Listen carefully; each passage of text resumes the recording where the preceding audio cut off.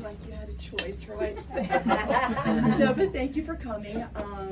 I'll be honest with you, this all started the RhoGAM when I had a conversation with Berlin about RhoGAM. This was a while ago when you were doing something with school. You had some questions about RhoGAM. It kind of just prompted my interest to talk to you more about it. But when I used to work in the infusion clinic, I gave out a lot of RhoGAM. I was the RhoGAM queen over there. We have a lot of Rh negative women in this area. So while I knew what RhoGAM was about, I really did a big deep dive into learning a little bit more about RhoGAM, how it worked, how it came to the market, and I found the history fascinating on how RhoGAM came to be. And I'm a little bit of a medical history nerd anyway, so indulge me for just a minute. We'll talk a little bit about the history about it, but we also will talk about how it impacts pre-op and PACU. All right? All right, objectives. You have to have objectives at ANOVA. What is RhoGAM? How does RhoGAM work? The history of hemolytic disease of the fetus or newborn, also known as erythroblastosis fetalis, or simply known as RH disease. Now I'll refer to it as RH disease. Review of our blood groups, just a quick review. I think that's important to go back and look at that. And the creation of RhoGAM and how it impacts pre-op and PACU. All right, put your seatbelts on. Let's start from the beginning, okay? We have here an RH negative mom and an RH positive baby. If the baby's blood, the positive blood, interacts with the negative blood of the mother, there can be a hemolytic reaction. Mother's blood will attack baby's blood and eliminate it, and that's not good. RhoGAM stops that from happening. What is RhoGAM? RhoGAM basically comes from an Rh donor, someone who's Rh negative, has been sensitized to Rh positive blood. When that happens, the Rh negative person will then form antibodies. That's bad. We don't want that to happen. They form antibodies. What RhoGAM will do is they'll go in and pluck those antibodies out and make RhoGAM. That seems really counterintuitive, doesn't it? We'll go back and talk about that. That's how it's made. All right, what happens if a mom does not get RhoGAM? Hemolytic anemia can happen. This destroys the fetus's red blood cells faster than it can be replaced, which can lead to jaundice, liver failure, heart failure, permanent brain damage, stillbirth. At 8 weeks gestation, Rh is already present on the baby's blood cells, which I find interesting. However, the firstborn is usually spared from this disease. Why is that? Usually it's the second, third, and fourth babies who will have the hemolytic disease, not the first one. This is why. When baby is born, the placenta is torn away from the uterine wall. At that point, the baby's blood will mix with mom's blood. Okay, baby's gone now, baby's been delivered. But those fetal blood cells are in mom, and she's going to react to those fetal blood cells. Now, does it happen immediately? No, it takes a couple of months, but she'll begin to form those antibodies. So when baby number 2 comes and baby's positive and mom is negative, and if at any point during that pregnancy, baby's blood mixes with mom's blood, she's got those memory cells and they're going to remember how to destroy baby's blood, and that's what happens. Okay, did you know in the United States, the creation of RhoGAM, which was in 1968, hemolytic disease killed approximately 10,000 babies a year in the United States. Now, there's also data out there, worldwide data before 1968, just with developed countries, that the estimation is about 200,000 babies died a year from hemolytic disease, and that's probably underestimated. Isn't that crazy? This wasn't that long ago. This is in our lifetime, 1968. That's what blows me away. Not everybody. Not everybody. Okay, all right. So this is where the history comes in. This is where I'm a little bit of a nerd. My friend Carl Landsteiner here, MD, in 1901, he developed the modern blood classification groups, and they won the Nobel Prize for that in 1930. 1901, we just discovered our blood groups. I think that's crazy.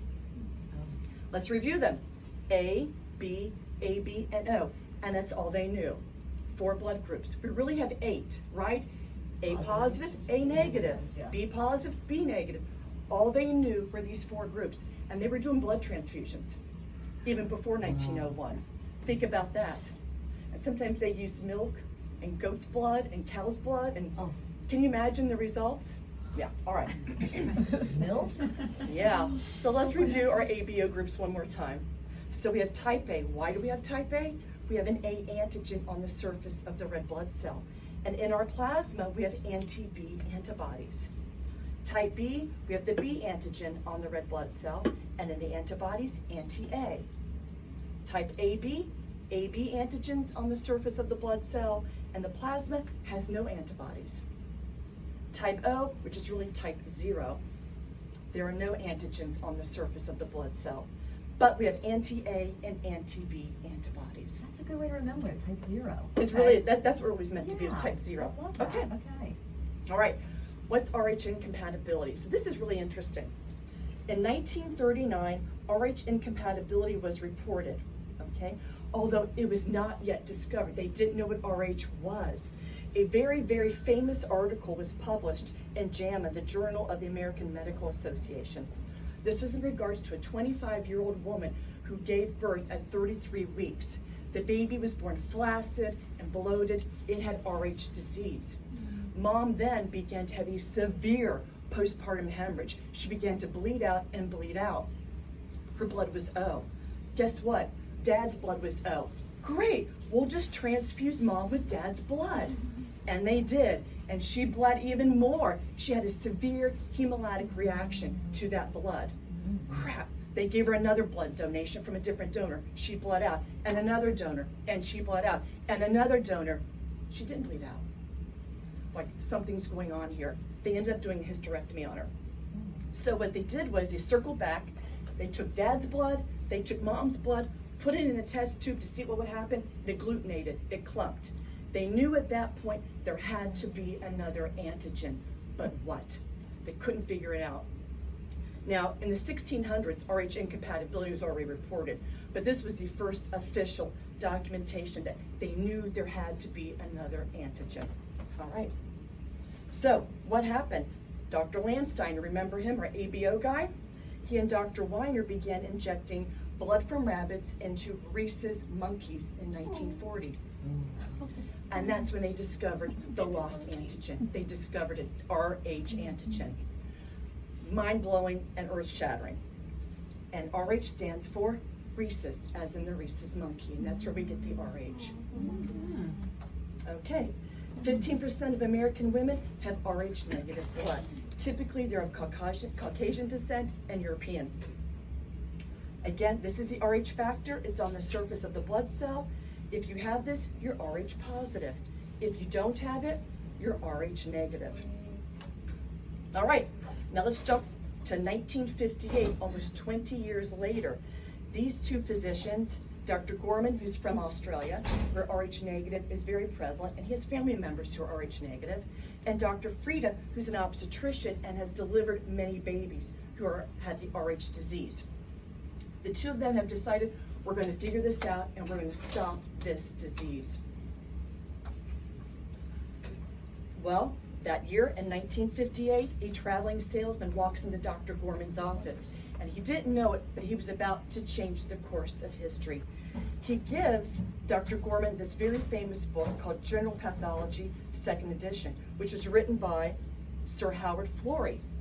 Sir Howard Florey developed penicillin, by the way. That's crazy, isn't it, in our lifetime, right? He developed penicillin. You can see his little petri dish. I think that's cool. Anyway, so the salesman gives Dr. Gorman this textbook and says, hot off the press, I want you to read this textbook. It's got some really cool stuff. Tell me what you think about it. So Dr. Gorman goes into his office, he flips through the pages, and he comes across a chapter on immunology.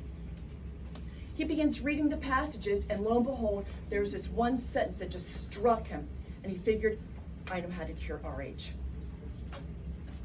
An excess of an antibody reduces the possibility of producing an active immunity and may extinguish it altogether. He went, aha. That's when he had his aha moment. The solution is the problem.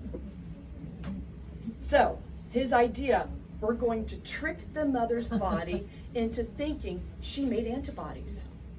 So what his thought was, we'll take the Rh antibodies from someone who made it and inject them into the mom. So if the baby's blood interacts with her blood, no need to make antibodies. I've already got them in. These are passive antibodies. They're not going to hurt the baby. They're going to trick the mom into thinking she made them. If her immune system reacted, those are active antibodies, which seek and destroy. These are passive, and that's the difference. Here we go. Again, baby is positive, mom is negative. Inject those passive antibodies and save baby was his thought process. So he goes to the medical community and asks, hey, I need some funding for some research on this. And what do you think they thought? Are you crazy? You're going to take the antibodies that we know destroy the fetus and give them to the mother? Are you crazy? Everyone denied the funding, including NIH. We don't do research on women. Exactly, exactly. We only study men. We only study men. So they said, absolutely not. We're not going to do that. And keep in mind, immunology was coming into its own. So the men, the immunologists were thinking of vaccinations. What happens when you have a vaccine, you have a virus, right? You take a little bit of that antigen, a piece of that antigen, and you inject it. Right. Your body then responds and will seek and destroy with antibodies. Well, we want just the opposite. We don't want the mom to respond. We don't want her to be immunized. We don't want a reaction. We want just the opposite. We want her to do nothing. So Dr. Gorman called this the unvaccine. All right. The unvaccine. Okay. So he did find one doctor who'd supported him, Dr. Pollock from Ortho Pharmaceuticals. They're probably wanting a payday on this, right? They said, no problem. As a matter of fact, we have an entire freezer full of Rh negative blood that we used during the war in World War II to give men. Would you like the blood? And I'm sure there's some antibodies in some of this blood. We'll take it. So they took the blood and they went to Sing Sing prison with this blood. Because that's what you do. You test on prisoners. So, have you heard the expression, if someone does a crime, they go up the river? It's from Sing Sing prison, which is up the Hudson River. And that's what they did. They went up the river and they pleaded their case to 1,700 inmates at Sing Sing prison and said, we know you guys are some bad dudes. You've done some bad things. How about redeem yourself and save the future generations, right? And a lot of the men there actually knew about Rh disease because they also lost family members to this. So 1,700 men, 100 of them raised their hands and said, we'll do it. We'll be part of your experiment. But now the catch is, what? You have to be Rh negative, right? So 27 of the inmates were Rh negative, and they took them. They took the 27 inmates and they injected them all with Rh positive blood. They wanted to see these men would react. Okay, so the next day, Dr. Gorman and Dr. Frieda go to the prison and they said, we've got our RhoGAM, right? We made our RhoGAM, which is the antibodies. We want to inject it into the inmates. And the warden said, not so fast. It's too soon. They knew you were coming back. We're gonna have a prison break, we're gonna have riots. It's all about rhythm, it's all about continuity. You're gonna have to come another day. Like, crap. So they went back to New York. They came back the next day, 48 hours later. Let's inject these men with RhoGAM. Warren said, not so fast. Sorry, we can't do it. I'm worried about a prison break. They're panicking. They go back to New York. They come back the next day, 72 hours later. We want to inject these men. We really have to. The warden said, okay, you can inject them with your RhoGAM. So 13 of the inmates did not receive RhoGAM. This is your control group. 14 of the inmates did receive RhoGAM, okay? So then Dr. Gorman and Dr. Frieda went back about 2 months later, and the results were in. 13 inmates who did not receive RhoGAM, 8 of them reacted and had antibodies. 14 of the inmates who received RhoGAM, 0 antibodies. No one reacted. The RhoGAM worked. Now we have RhoGAM. 1968, May 29th, RhoGAM hit the market, and it was injected that very first day. Think about that. That's 1968. That's in our lifetime. Is that crazy? I know, that just blows me away, guys. So I'm a lot older than you. All right. Now, guess what the problem is? We need antibodies. Where are we going to get these antibodies to make more RhoGAM? 21 women in Winnipeg, Canada, who all have been sensitized and had Rh positive antibodies because they lost baby after baby after baby after baby, band together and donated their antibodies. They donated so much antibodies, it covered every woman that was Rh negative in Canada and throughout the world.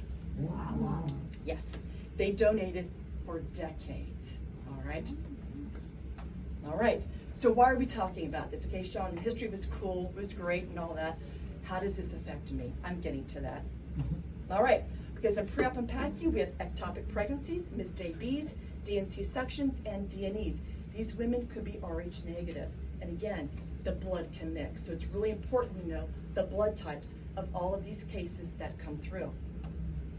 Know the blood type. Again, section DNC, missed ABs, DNEs, ectopics, molar pregnancies, and any type of surgical patient that comes through that's pregnant. Do we know their blood type? All right, so what we're gonna do, we're gonna check the lab results. That's where we can find it. Outside labs, oftentimes lab work is scanned into media. Check the HMP. Oftentimes the doctor will write what the blood type is in the HMP. Call the MD's office, ask what is the blood type, have them fax the blood type over, or simply, if you can't find anything, call the MD or anesthesia and put an order in for type and screen. We have to know this blood type.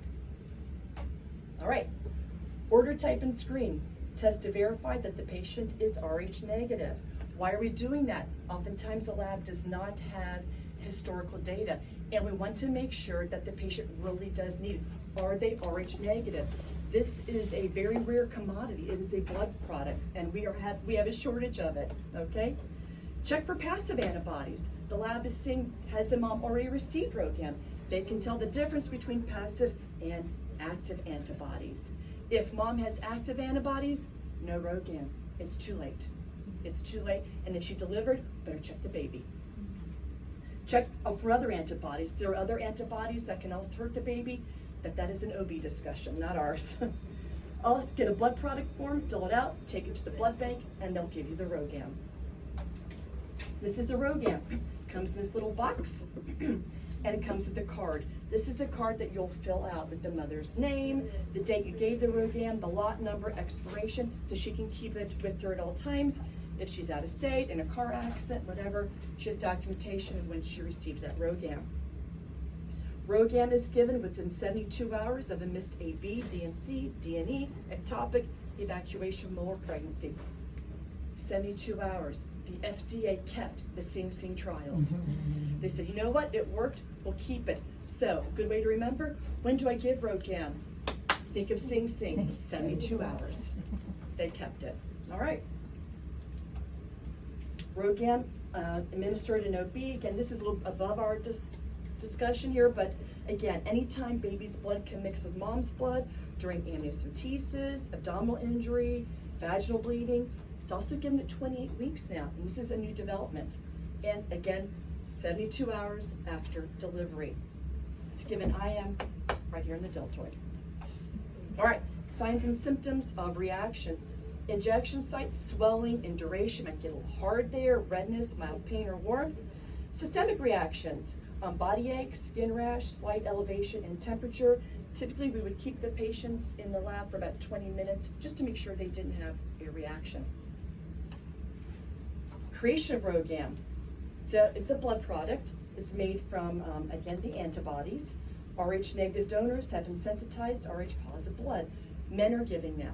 So men can come to the lab, inject them with their red blood cells. 2 months later, you can begin harvesting those antibodies. So lots of men are giving, as well as women who are no longer of childbearing age or have already been sensitized and have those antibodies going.